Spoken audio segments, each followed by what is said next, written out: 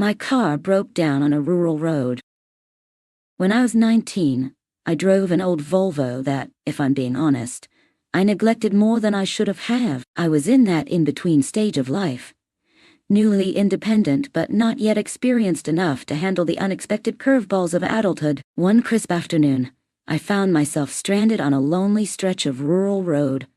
My car sputtered out of gas before I realized I'd miscalculated how far I could go on a near-empty tank. My heart began to race as car after car zoomed past, each driver either not noticing me or deciding I wasn't worth the trouble. Fear crept in with every passing minute. Finally, I saw a beat-up farm truck slow down. It looked as battered and world-weary as my Volvo. An older man climbed out, big and broad-shouldered, dressed in clothes that had seen their share of hard labor, fatted jeans, a worn flannel. He had rough hands and a rugged face, like someone used to manual work in all sorts of conditions. But he never took more than a step in my direction. Instead, he stood where he was, hands held away from his body in a reassuring gesture. He spoke before moving any closer. "Don't want to scare you," he said, his voice a low rumble.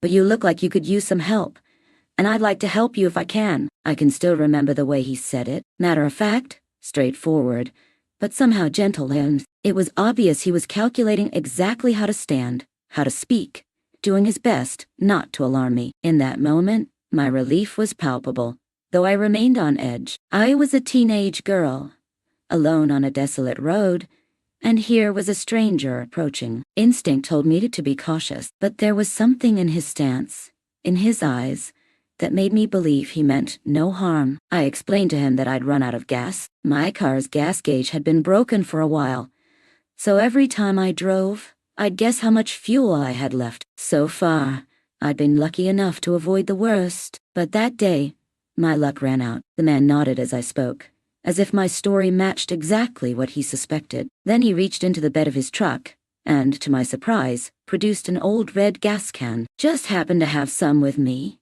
he said. "You can use it to fill up." He took the container out and set it on the ground, behind my car, not right next to me, almost like he was trying to keep his distance. He didn't hand me the jug directly. Instead, he stepped back, shuffled over to his own truck, and climbed inside to wait. The gesture was disarming.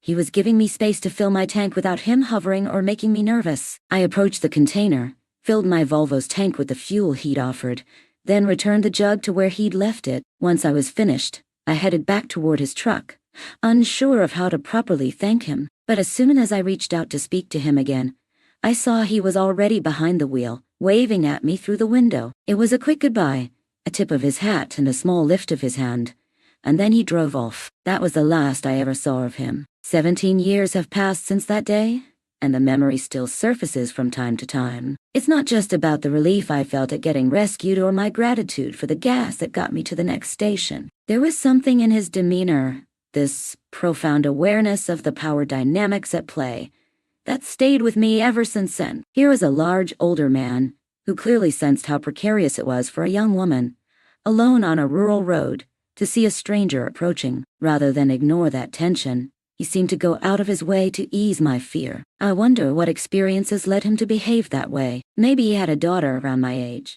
and he knew how he'd want someone to treat her if she was stranded. Yet I didn't notice a ring on his finger. Was there a history of someone accusing him of wrongdoing when he tried to help before? Or had he heard enough stories of good intentions being misread that he wanted to minimize any chance of me feeling threatened? In the years since, I've pieced together different possibilities. It could be he was simply a man who'd learned empathy the hard way, maybe through a personal incident, or from being around vulnerable people and seeing how a small sign of caution can speak volumes. I think about how easy it is, in that sort of scenario, for someone to put up a front of casual friendliness, maybe stand too close or over-assert themselves as the hero. But he did the exact opposite. He gave me as much space as possible, physically and emotionally. His actions also remind me of the sad reality that not everyone who passes a stranded driver is safe or well-intentioned. Sometimes the world can be terrifying, especially for a young woman alone. He seemed to understand I might have that fear,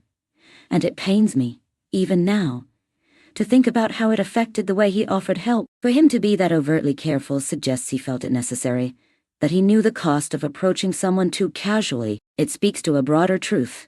Not all men use their size and presence to intimidate, but enough do that many women stay on constant alert. Sometimes the memory fills me with gratitude. He saved me from what could have been a truly difficult predicament, walking miles under a scorching sun or being stuck till nightfall without fuel. I keep a mental snapshot of the way he waved from inside his truck, the small tilt of his head that conveyed both a goodbye and a humble happy to help. Other times, the memory makes me ache with sadness. It's bittersweet that he felt compelled to carefully script his every move. Hands visible, voice soft, no sudden approach, just so I'd know I was safe. On one hand, it was comforting. On the other, it was a stark reminder of why so many women must weigh potential dangers against kindnesses from men we don't know. In the end, I find solace in recalling that moment as a testament to quiet decency. In a world where news headlines often paint stories of harm, exploitation, or cruelty, this nameless man chose empathy. He didn't demand thanks or linger for a conversation or recognition. He simply saw a stranded 19-year-old and gave her a way out of a tough spot, then disappeared into the distance, leaving no expectation behind. I still don't know his name. There's no way for me to pay him back. Sometimes I imagine encountering him by chance all these years later, how I might say, "You likely don't remember me, but I remember you, and I'm so grateful." Other times I consider the countless unsung kindnesses that happen every day, brief acts of generosity that never get praised or shared online. Perhaps that day was one of many for him. Yet, if there's one lesson I carry from that brief encounter, it's this.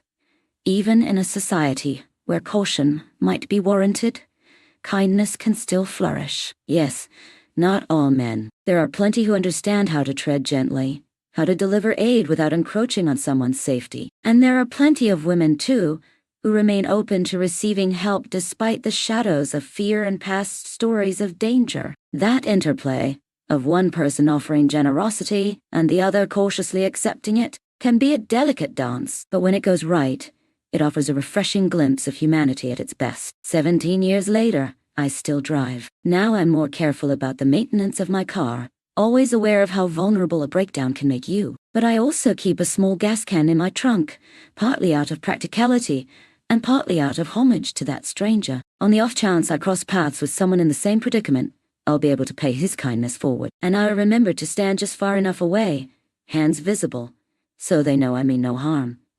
Just like he once did for me.